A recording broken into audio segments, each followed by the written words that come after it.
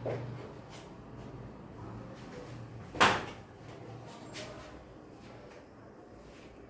Student, आज हम लोग कल से जो रिएक्शन हमारी इनकम्प्लीट रह गई थी इलेक्ट्रोफिलिक सब्स्टिट्यूशन रिएक्शन, हम उसकी अगले की बात करने जा रहे हैं जो हमारे पास सल्फोनेशन रिएक्शन और फ्रीडल क्राफ्ट रिएक्शन थी। ओके, तो कल हमने आपको नाइट्रेशन प्रोसेस बताया था, हाइड्रोजनेशन बताया था, और आज हम लोग क्या देखेंगे बेटा, फ्रीडल क्राफ्ट रिएक्शन और सल्फोनेशन।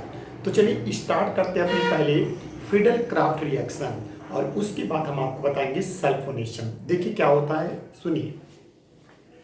हम लोग फ्रीडल क्राफ्ट रिएक्शन की बेटा बात करें तो फ्रीडल क्राफ्ट रिएक्शन में क्या होता है कि जैसे ये रिएक्शन जो है वो एक प्रकार से सभी हैलो एरेंज देते हैं केवल एनिलीन को छोड़कर।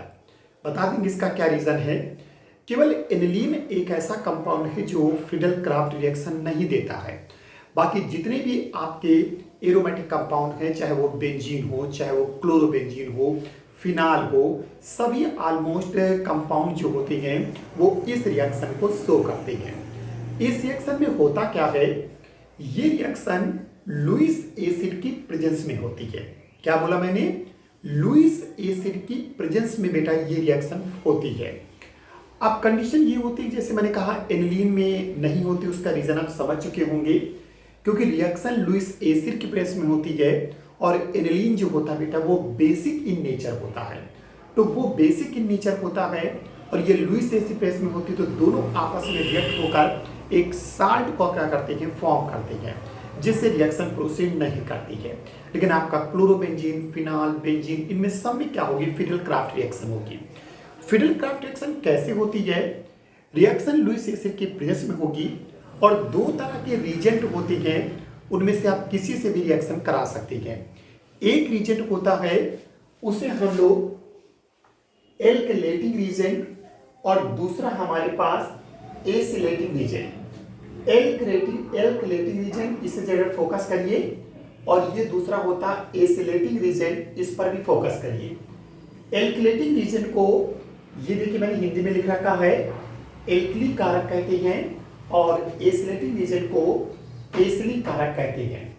इसमें कंडीशन ये होती है कि जो बेटा आपको एल्काइल ग्रुप देता है, यानी आर देता है, जो रिएजेंट आपको एल्काइल ग्रुप दे दे तो वो एल्किलेटिंग रिएजेंट होता है, और जो आपको एसिल ग्रुप दे दे, एसिल क्या होता है यहां भी मैंने वो चीज मेंशन कर रखी है, समझिएगा।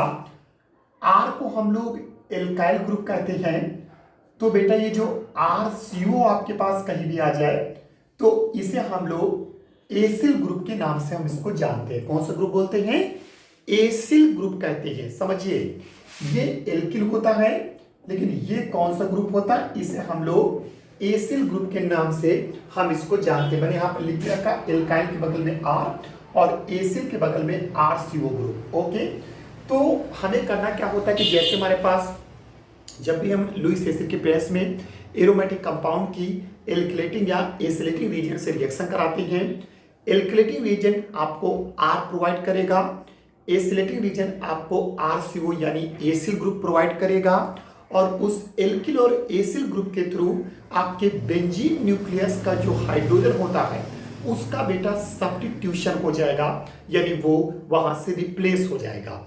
तो देखिए मैंने लैंग्वेज लिख रखी है, when haloarenes react with alkylating reagent or acylating reagent in presence of anhydrous AlCl3। AlCl3 क्या है, ये लुईस एसिड होता है। एनहाइड्रस यानी आपको मालूम होगा निर्जल, जिसे हिंदी में निर्जल कहते हैं, तो एनहाइड्रस यानी बिना वाटर वाला होता है, तो ये एनहाइड्रस AlCl3 प्रेस में रिएक्शन होगा, तो hydrogen of benzene ring is then substituted by क्या बोला, एल्किल और एसिल ग्रुप।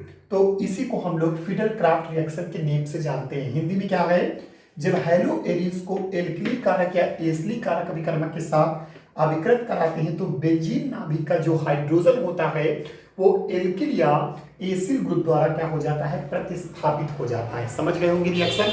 तो सिंपल फ्रीडल क्राफ्ट रिएक्शन अगर आपसे कोई भी कहता है तो आप कह सकते हैं कि जब भी हमारे एल्काइल ग्रुप या एसिल ग्रुप के द्वारा हमारे बेंजीन न्यूक्लियस का हाइड्रोजन का सब्स्टिट्यूशन होता है, यानी उसका प्रतिस्थापन होता है, तो बेटा याद रखिए उसी रिएक्शन को हम लोग फिडेल क्राफ्ट रिएक्शन के नेम से जानते हैं। और ये रिएक्शन लुईस एसिड की प्रेजेंस में होती है।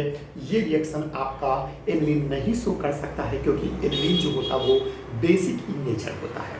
ओके, तो ये आप लैंग्वेज लिख लीजिएगा, बहुत इंपॉर्टेंट है फिडेल क्राफ्ट रिएक्शन। अब जब भी कभी भी हम फिनाइल जब चैप्टर पढ़ेंगे तो बस खाली ये वर्ड चेंज हो जाएगा, हाइलो एरेज की जगह फिनाइल हो जाएगा।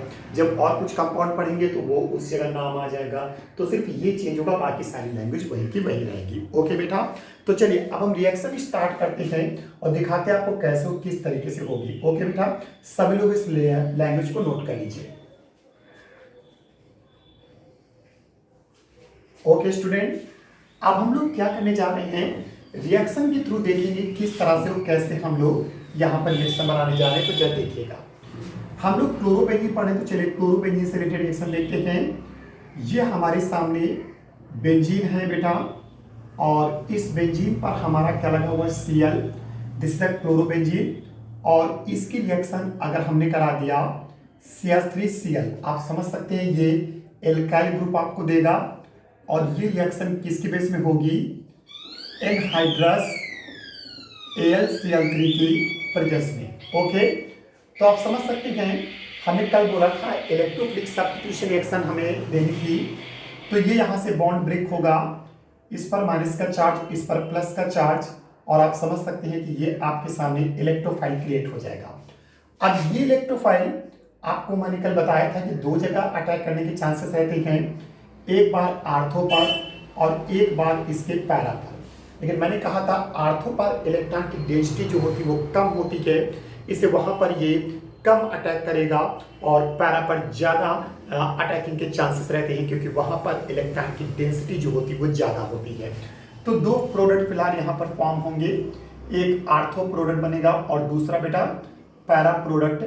लेकिन जिसमें आर्थो प्रोडक्ट जो यहाँ पर फॉर्म हो रहा है बेटा, वो कैसा होगा, माइनर होगा। ओके, लेकिन यहाँ पर जो आपका पैरा प्रोडक्ट जो मैं बनाने जा रहा हूँ, ये देखिए यहाँ पर पैरा प्रोडक्ट बनेगा। तो ये पैरा प्रोडक्ट आपका कैसा होगा, ये बेटा मेजर फॉर्म में होगा, आप समझ सकते हैं।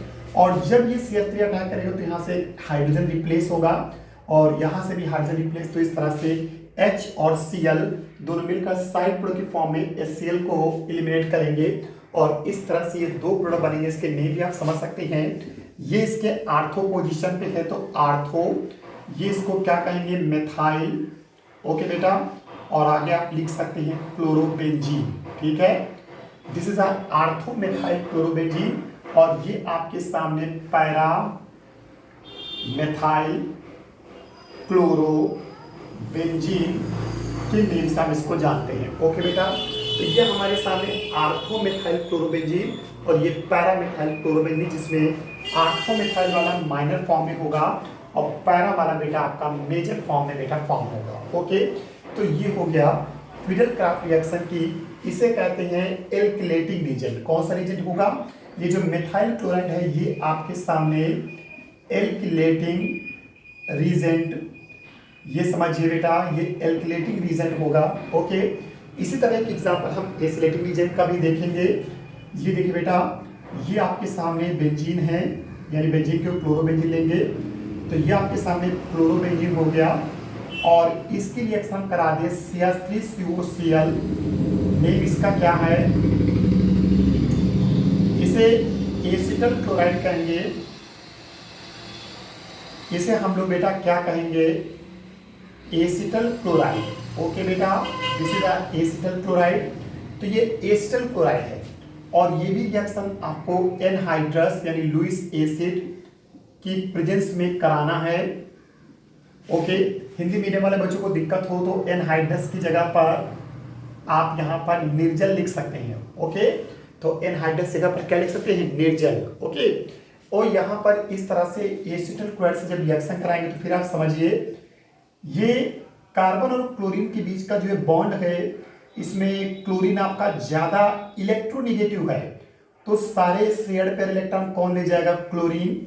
जब क्लोरीन ले जाएगा तो Cl पर कैसा चार्ज आएगा बेटा, माइनस का चार्ज, और कार्बन पर बेटा कैसा आएगा, प्लस का चार्ज। समझ सकते हैं आप क्या मैं कह रहा हूं। जब बेटा ये बॉन्ड आपका इस तरीके से ब्रेक होगा तो दोनों शेयर पर इलेक्ट्रॉन क्लोरीन ले जाएगा। क्लोरीन क्यों ले जाएगा, क्योंकि क्लोरीन आपका ज्यादा इलेक्ट्रोनेगेटिव है, इसलिए वो सारे इलेक्ट्रॉन कौन ले जाएगा, क्लोरीन। तो कार्बन पर प्लस चार्ज क्रिएट होगा और Cl पर माइनस। जब कार्बन पर प्लस चार्ज क्रिएट होगा तो ये बन जाएगा इलेक्ट्रोफाइल, क्योंकि प्लस वाला हमेशा इलेक्ट्रोफाइल होता है। अब एक बार ये आर्थो पर अटैक करेगा, दूसरी बार पैरा पे। आर्थो पर लेस इन क्वांटिटी में और पैरा पर मोर इन क्वांटिटी पर अटैक करेगा। तो उस कंडीशन में यहाँ पर क्या होने वाला है, एक प्रो कंपोनेंट आपका माइनस फॉर्म में बनेगा, ये Cl हुआ, ये आपके सामने CO3, ये देख लीजिए, ठीक है। ये बना आपका माइनस फॉर्म में बनेगा, मैं लिखते जा रहा हूँ, समझते जाइए आप लोग। और ये यहाँ पर जब यहाँ पर क्लोरोबेंजीन से दूसरा क्या बनेगा, पैरा पे अटैक हो जाएगा। ये लीजिए भैया, पैरा पे मैंने अटैक करवा दिया और यहाँ से HCl फिर से इलिमिनेट होगा और ये बनेगा। और ये कंपाउंड फिर से मैं आपको लिख रहा हूँ, ये मेजर फॉर्म में क्रिएट होगा। ओके बेटा, और नेम आप समझ लीजिए। देखिए होता क्या है, जब भी किसी एरोमेटिक कंपाउंड का नेमिंग करते हैं तो बेंजीन पर हमें ये देखना होता है कि उसमें कौन सा ग्रुप लगा हुआ है, तो ग्रुप के अकॉर्डिंग नेमिंग जाती है। अब जैसे यहाँ पर एक आपके सामने क्लोरीन ग्रुप लगा है और दूसरा कीटोन, तो IUPAC आपने पढ़ा था, आपने देखा था कि जो कीटोन ग्रुप होगा वो बड़ा ग्रुप होता है तुम्हारे हाइड्रोजन ग्रुप से। तो फिर आपका जो क्लोरीन होगा वो साइड में आ जाएगा नेम, और जो कीटोन का नाम होगा वो एक प्रकार से पेरेंट के फॉर्म में बनेगा। तो कंडीशन ये है। अब ये मेन ग्रुप हुआ, तो अब ये इसकी क्या है, आर्थो पे, तो इसे हम क्या लिखेंगे, आर्थोक्लोरो। समझ रहे हैं, ये इसके देखो, क्योंकि जो मेन ग्रुप होता है उसके जस्ट सामने वाला पैरा होता है, अगल बगल वाले आर्थो होते हैं और बचे हुए मेटा, तो इसके सामने वाला ये पैरा होगा, ये आर्थो होगा। तो आर्थो पे क्या लगा, Cl, तो आर्थोक्लोरो। और इसे क्या बोलते हैं, एसिटोफिनोन। क्या बोलेंगे बेटा, एसिटोफिनोन। ओके, तो आर्थोक्लोरो एसिटोफिनोन। इसी तरह इसका क्या नाम होगा, समझ चुके होंगे, पैराक्लोरो। देखो ये इसके जस्ट सामने है पैराक्लोरो, और आगे नेम क्या होगा, एसिटोफिनोन। एसिटोफिनोन, तो इसका नेम हुआ आर्थोक्लोरो एसिटोफिनोन, और ये बेटा पैराक्लोरो एसिटोफिनोन। इस तरह से ये रिएक्शन आपकी कंप्लीट हो जाएगी। ओके बच्चा, तो ये सारे रिएक्शन आप लोग नोट कर लीजिए, ये थी फिडेल-क्राफ्ट रिएक्शन। ओके, चलिए अब हम लोग नेक्स्ट सेक्शन की बेटा बात करेंगे, और वो नेक्स्ट सेक्शन क्या होगी, तो उसे हम लोग कहेंगे सल्फोनेशन। तो चलिए देखते हैं सल्फोनेशन में क्या होने वाला है। ओके, चलिए मैं इसको रफ कर देता हूं, समझ गए होंगे आप लोग रिएक्शन। ठीक, अब हम लोग किसकी बात करें बेटा, सल्फोनेशन की। देखिए किसकी बात करते हैं, सल्फोनेशन। जिसे मैंने कल हिंदी में बोला था, इसे सल्फोनीकरण। ओके, तो हम लोग बात करने जा रहे हैं कि व्हाट इज द सल्फोनेशन। जैसे हाइलोजनेशन, हाइलोजनेशन में आपने रिएक्शन किससे कराई, हाइलोजन से। नाइट्रेशन में रिएक्शन किससे कराई, नाइट्रिक एसिड से। और फिडेल-क्राफ्ट में आपने किसी एल्किलेटिंग रीजेंट या एसिलेटिंग रीजेंट से कराई, जो एल्काइल या एसिल ग्रुप आपको क्या करते हैं, प्रोवाइड करते हैं। और जो सल्फोनेशन आप देखने जा रहे हो उसमें रिएक्शन आपको सल्फ्यूरिक एसिड से करानी है। तो चलिए हम लोग शुरू करते हैं कि सल्फ्यूरिक एसिड से रिएक्शन कैसे और किस तरीके से कराएंगे। ओके बेटा, देखिए ये आपके सामने क्लोरोबेंजीन है, ये देखिए, ये आपके सामने मैंने क्या कहा, दिस इज अ क्लोरोबेंजीन।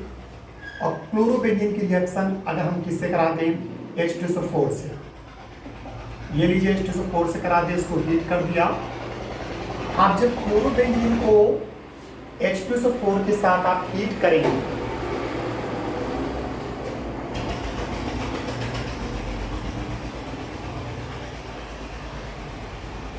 देखिए क्लोरोबेंजीन को जब आप सल्फ्यूरिक एसिड के साथ हमने कहा हीट करेंगे, तो सल्फ्यूरिक एसिड का पहले हम स्ट्रक्चर देखते हैं। H2SO4 को हम लोग क्या लिख सकते हैं, HO single bond SO3H। Okay बेटा, this is chlorobenzene react with sulphuric acid, sulphuric acid structure होगा HO सिंगल बॉन्ड SO3H। अब इसमें ये होगा कि ये बॉन्ड ब्रेक होकर ये इलेक्ट्रॉन किधर शिफ्ट होगा, ऑक्सीजन की तरफ। क्यों ऑक्सीजन की तरफ? क्योंकि ऑक्सीजन जो होता है वो सल्फर से ज्यादा इलेक्ट्रोनेगेटिव होता। आप समझ सकते हैं कि जब आप पीरियोडिक टेबल में टॉप टू बॉटम आते हैं तो इलेक्ट्रोनेगेटिविटी जो होती है वो डिक्रीज करती है। और अगर हम 16th ग्रुप की बात करें, यानी 6 ग्रुप के, जो यूपी बोर्ड वाले 6 ग्रुप कहते हैं, सीबीएसई वाले 16th ग्रुप कहते हैं, तो 16th ग्रुप में आप समझ सकते हैं ऑक्सीजन, सल्फर, सेलेनियम, टेल्यूरियम और पोलोनियम आता है। तो जब टॉप टू बॉटम आप आओगे तो इलेक्ट्रोनेगेटिविटी डिक्रीज करेगी। तो इसका मतलब ऑक्सीजन आपका ज्यादा इलेक्ट्रोनेगेटिव हुआ, किससे, सल्फर से। तो फिर शेयर रिएक्टर कौन ले जाएगा, ऑक्सीजन। तो उस कंडीशन पर OH पर कैसा आएगा, माइनस का चार्ज, और SO3H पर कैसा आएगा, प्लस का चार्ज। मेरे हिसाब से आप समझ गए होंगे कि ऑक्सीजन पर माइनस का चार्ज क्यों आएगा और सल्फर पर प्लस का चार्ज, क्योंकि ऑक्सीजन जो आपका है वो ज्यादा इलेक्ट्रोनेगेटिव है। और बेटा जो ज्यादा इलेक्ट्रोनेगेटिव होगा तो वो शेयर पेयर इलेक्ट्रॉन को अपनी ओर क्या करेगा, अट्रैक्ट करेगा। तो उससे OH पर माइनस का चार्ज, SO3H पर प्लस। SO3H आपका इलेक्ट्रोफाइल क्रिएट हो चुका है, वो एक बार आर्थो पर और एक बार पैरा पर। इसे फिर से वही होगा, आर्थो माइनर और पैरा मेजर फॉर्म में क्रिएट होगा। तो इस तरीके से ये देखिए आपके सामने ये बेंजीन बना लीजिए आप लोग। ये देखिए ये Cl हुआ और SO3H ये बना। इसी तरीके से ये आपके सामने क्लोरोबेंजीन हुआ और ये SO3H आपका ये बना, और आपका यहाँ से वाटर का मॉलिक्यूल बाहर हो जाएगा। ओके ठीक, क्योंकि यहाँ से H हटेगा, OH, H पर प्लस होगा, OH पर माइनस, वाटर एलिमिनेट होगा। ये अब इस दोनों में बड़ा कौन है, SO3H ग्रुप बड़ा होता तो ये इसके साइड में आएगा। तो फिर से इसका नाम होगा आर्थोक्लोरो बेंजीन सल्फोनिक एसिड। नाम समझ रहे हैं सब लोग, सल्फोनिक एसिड। देखिए नाम कितना बड़ा हो गया, आर्थो पोजीशन पे है तो आर्थोक्लोरो बेंजीन, और SO3H के लिए क्या बोलेंगे, सल्फोनिक एसिड। इसीलिए इसके लिए क्या बोलेंगे, पैराक्लोरो, आगे बेटा बेंजीन सल्फोनिक एसिड। ओके, और ये भी आप याद रखिएगा, दिस इज माइनर फॉर्म, और ये आपके सामने मेजर फॉर्म में बनेगा। ओके बेटा, तो ये था सल्फोनेशन इन क्लोरोबेंजीन। ओके, तो ये रिएक्शन याद रखना, बस फिडल क्राफ्ट की लैंग्वेज याद रखना और इन रिएक्शनों को याद रखना, क्योंकि आ जाता बोर्ड में कि इलेक्ट्रोफिलिक सब्स्टिट्यूशन रिएक्शन शो करिए किसकी, क्लोरोबेंजीन की। तो इस तरह से क्लोरो हाइड्रोजनेशन, आपका नाइट्रेशन, सल्फोनेशन और फिडल क्राफ्ट रिएक्शन, ये 4 रिएक्शन इलेक्ट्रोफिलिक सब्स्टिट्यूशन रिएक्शन होगी। ओके बेटा, तो ये थी इलेक्ट्रोफिलिक सब्स्टिट्यूशन की रिएक्शन। अब हम लोग इसके बाद नेक्स्ट रिएक्शन देखिए, एक आपने न्यूक्लियोफिलिक सब्स्टिट्यूशन रिएक्शन देखी थी, दूसरी आपने इलेक्ट्रोफिलिक रिएक्शन देखी सब्स्टिट्यूशन, और अब हम इसमें कुछ और रिएक्शंस की बात करने जाएंगे। तो चलिए शुरू करते हैं, कैसे हो क्या होगा देखिए। चलिए नेक्स्ट हम लोग आपको बताते हैं रिडक्शन। क्लोरोबेंजीन का रिडक्शन हम लोग कराते हैं तो क्या होगा, देखिए बेटा। तो आप सभी लोग लिखिए यहां पर रिडक्शन। देखिए रिडक्शन में क्या होता है, क्लोरोबेंजीन का रिडक्शन कराइए और यहां पर एक एलॉय लेते हैं, निकिल एल्युमिनियम एलॉय। एलॉय मतलब मिक्स मेटल यानी मिश्र धातु। ओके बेटा, तो हम लोग क्या करेंगे यहां पर बेटा, ये क्लोरोबेंजीन हमारे पास है और इस क्लोरोबेंजीन की हमने क्या बोला, निकिल एल्युमिनियम एलॉय, और इसको NaOH की प्रेजेंस में हम लोग 2H से क्या कराएंगे, इसका रिडक्शन। जब क्लोरोबेंजीन का निकिल एल्युमिनियम एलॉय NaOH की प्रेजेंस में 2H यानी हाइड्रोजन से आप इसका रिएक्शन कराएंगे तो यहां से H और यहां से Cl, क्या बाहर होगा HCl, और ये H यहीं पर अटैच हो जाएगा और इस तरीके से आपका बेटा बेंजीन फॉर्म हो जाएगा। ओके, यानी मेरे कहने मतलब है जब भी हम क्लोरोबेंजीन का रिडक्शन कराते हैं निकेल एल्युमिनियम एलॉय एनोच के प्रेजेंस में तो हमें बेंजीन क्या होता है, फॉर्म होता है। तो समझ सकते हैं रिएक्शन जब 2S से कराएंगे तो यहाँ से H और यहाँ Cl, तो बेटा क्या बाहर होगा HCl, और आप समझ सकते हैं कि क्लोरोबेंजीन फॉर्मूला क्या होगा बेटा C6H5Cl, तो यहाँ से H और Cl, HCl निकल गया, आप समझ रहे हैं, वो H यहाँ पे लगेगा तो जो C6H5 है वो C6H6 फॉर्म में क्या हो जाएगा, कन्वर्ट हो जाएगा। तो आप कह सकते हैं कि ये हमें बेंजीन का फॉर्म हो जाएगा। तो ये होता है रिडक्शन। तो क्लोरोबेंजीन का जब भी रिडक्शन कराएंगे तो आपको बेंजीन बेटा क्या हो जाएगा, फॉर्म हो जाएगा। ओके, चलिए और next reaction, most important reaction की बात करते हैं। देखिए क्या है, सुनिए। अगली रिएक्शन हमारे पास है, हम लोग गिगनार्ड रीजन को फॉर्म करने जा रहे हैं। क्या मैंने बोला, गिगनार्ड रीजन को फॉर्म करेंगे। चलिए देखते कैसे, देखिए तो लिख रहे हैं फॉर्मेशन ऑफ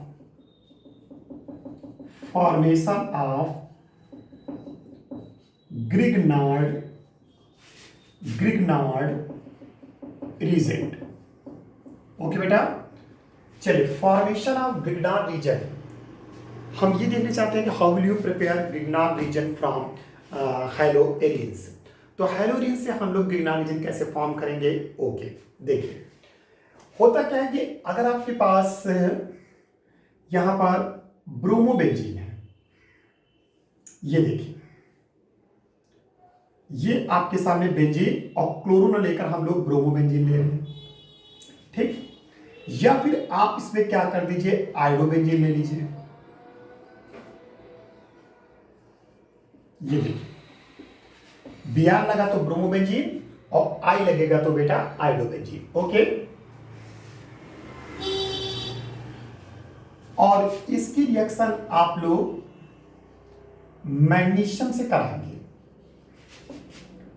वो भी किसकी प्रेजेंस में, ड्राई ईथर की प्रेजेंस में। ये लीजिए, ब्रोमोबेंजीन ले लीजिए या आयोडोबेंजीन, मैग्नीशियम मेटल के साथ आप इसको हीट करेंगे ड्राई ईथर के प्लेस में। यहां पर ड्राई ईथर एक सॉल्वेंट की तरह, इनर्ट सॉल्वेंट की तरह बिहेव करेगा और यहां से आपका प्रोडक्ट क्या फॉर्म होगा, ये बेंजीन अपनी जगह पे रहेगा और ये मैग्नीशियम अटैच हो जाएगा और इस तरह से MgBr बनेगा, ठीक। इसी तरीके से यहां पर भी ये आपके सामने MgI फॉर्म हो जाएगा। इसे हम लोग फिनाइल मैग्नीशियम ब्रोमाइड, समझ गए होंगे, लिख लीजिएगा। और यहां पर ये फिनाइल मैग्नीशियम आयोडाइड। ओके बेटा, तो एक यहां पर मेरे कहने मतलब हुआ कि जब हम लोग ब्रोमोबेंजीन या फिर आयोडोबेंजीन की मैग्नीशियम के साथ डायरेक्ट रिएक्शन कराते हैं ड्राई ईथर के बेस में, तो हमारा यहाँ पर गिगनार्ड रीजन फॉर्म होगा, जिसमें इसे हम लोग फिनाइल मैग्नीशियम ब्रोमाइड और इसे फिनाइल मैग्नीशियम आयोडाइड के नेम से हम लोग उसको जानेंगे। आप सोच रहे होंगे सर आपने क्लोरोबेंजीन बता रहे थे और आप ब्रोमोबेंजीन और आयोडोबेंजीन का बताने लगे। क्लोरोबेंजीन में कुछ यहाँ पर चेंजमेंट है। क्लोरोबेंजीन के केस में सॉल्वेंट के फॉर्म में आपको ड्राई ईथर का यूज नहीं करना है, बल्कि उसकी जगह पर एक दूसरा रीजन यूज करेंगे, उसे THF कहते हैं, यानी टेट्राहाइड्रोफ्यूरेन के नेम से हम इसको जानते हैं। समझिए, देखिए मैं क्या कह रहा हूँ। अगर हम लोग ये नेम तो आप लिख लेंगे, अगर हम लोग आयोडोबेंजीन की बात करें, सॉरी क्लोरोबेंजीन की बात करें, ये देखिए बेटा, यह हमारे सामने बेंजीन है और इस बेंजीन पर Cl ये क्लोरोबेंजीन है और इसकी रिएक्शन मैग्नीशियम से कराएंगे और ये लेंगे, सॉरी ये THF, ठीक। अभी पूरा बता देंगे स्ट्रक्चर से THF क्या होता है। ये THF यहाँ पर इसका पूरा नेम होता है टेट्रा हाइड्रोफ्यूरेन, और ये यहाँ पर as a solvent dry thermal use करके क्लोरोबेंजीन केस में टेट्रा हाइड्रोफ्यूरेन यूज करना है, और यहाँ पर यूज करेंगे, और ये यहाँ पर MgCl फॉर्म होगा, जैसे फिनाइल मैग्नीशियम क्लोराइड, जैसे उसे phenyl magnesium iodide, phenyl magnesium bromide, वैसे ऐसे फिनाइल मैग्नीशियम क्लोराइड फॉर्म हो जाएगा, और ये होता है आपका टेट्रा हाइड्रोफ्यूरेन। मैं नेम लिख रहा हूँ यहाँ पर, क्या नेम होता है बेटा इसका, टेट्रा हाइड्रोफ्यूरेन, FURAN, टेट्रा हाइड्रोफ्यूरेन के नाम से हम इसको जानते हैं, ठीक।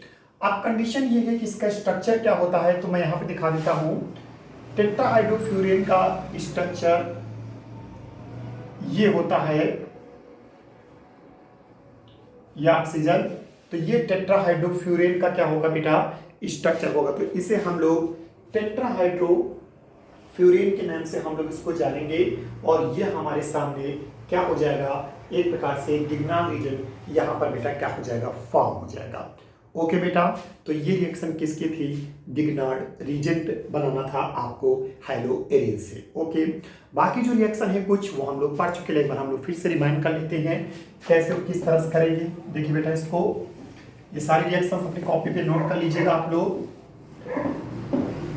ओके, चलिए, एक याद होगा मैंने आपसे बोला था फिटिक रिएक्शन। ओके, तो फिटिक रिएक्शन जिसको हम पहले ही देख चुके हैं, तो हम लोग बात करते हैं फिटिक रिएक्शन।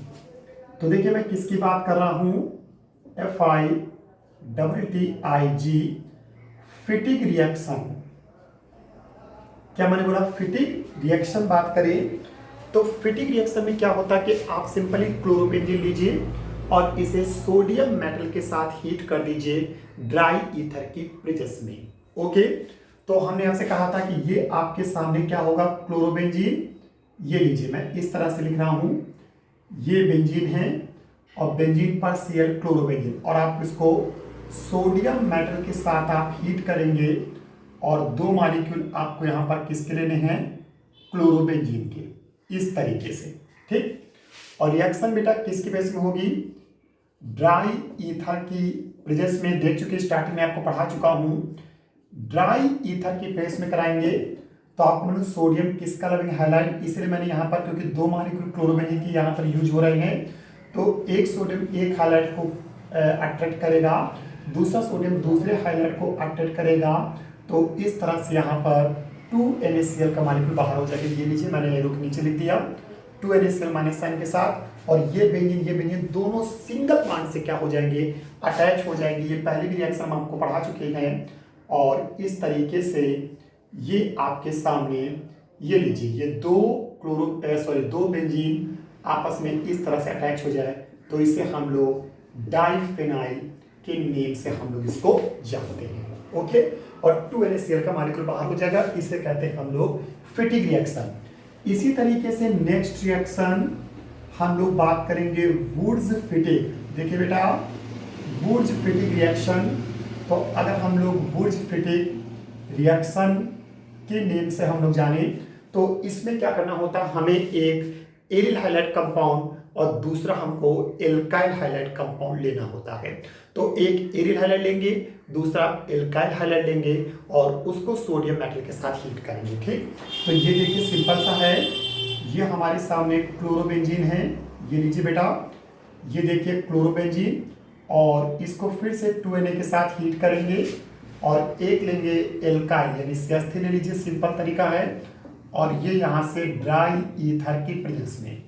ओके बेटा, तो क्लोरोबेंजीन ये आपके पास एरिल हाइलाइड है, ये आपके पास एल्काइल हाइलाइड है, और इसे सोडियम के साथ हीट करेंगे तो यहाँ से बेटा 2NaCl का मॉलिक्यूल बाहर हो जाएगा, और इस बेंजीन से आपके पास यहाँ पर CH3 बेटा क्या होगा, इस तरह से बेंजीन से CH3 अटैच होगा और 2NaCl का मॉलिक्यूल बाहर, तो इससे हम लोग टालुइन के नेम से हम इसको जानेंगे। किसके नेम से बेटा, इस बेंजीन पर जब CH3 अटैच होगा तो इसे हम लोग टालुइन के नेम से हम इसको जानते हैं। तो आप पढ़ चुके हैं, देखिए देखो फिर समझ जाइए कि अगर हम फिटिंग बात करते हैं तो फिटिंग में दोनों आपको एरियल हैलाइड लेने हैं, और अगर बुर्ज फिटिंग की बात करते हैं तो बुर्ज में एक कंपाउंड एरियल हैलाइड का तो दूसरा कंपाउंड एल्काइल हैलाइड का लेना है, और उसे आप ड्राई ईथर के बेस में सोडियम के साथ हीट करेंगे।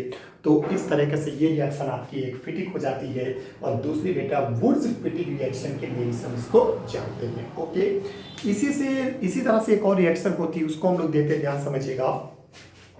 चलिए नोट कर लीजिए इस रिएक्शन को, फिर बात करें।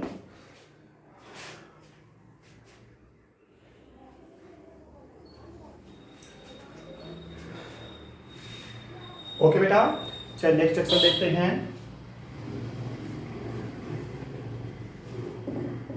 देखिए अगली रिएक्शन हमारे पास है, उसे कहते हैं उलमैन, क्या बोलते हैं, इसे उलमैन रिएक्शन के नाम से हम इसको जानते हैं। ठीक,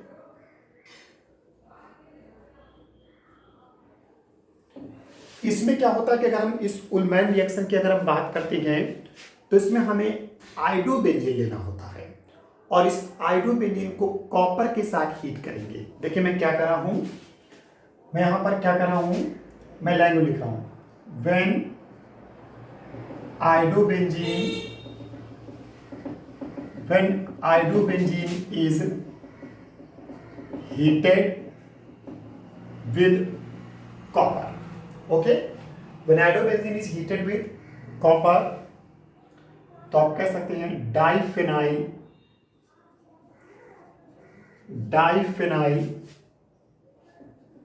कंपाउंड is then formed.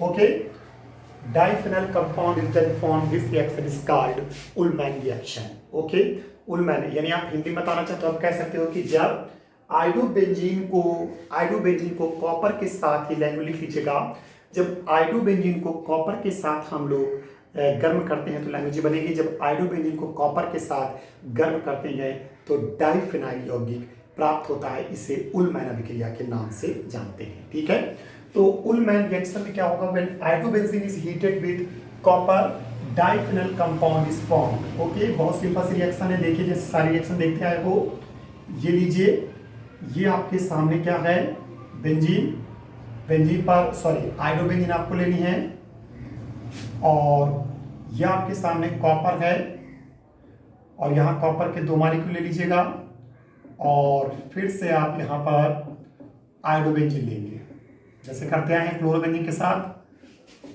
और इसको आप हीट करेंगे तो यहाँ से ये देखिए, यहाँ से Cu2I2 यानी क्यूप्रस आयोडाइड का मॉलिक्यूल बाहर होगा, और डाइफेनाइल आपको यहाँ पर अटैच हो जाएगा। इस तरीके से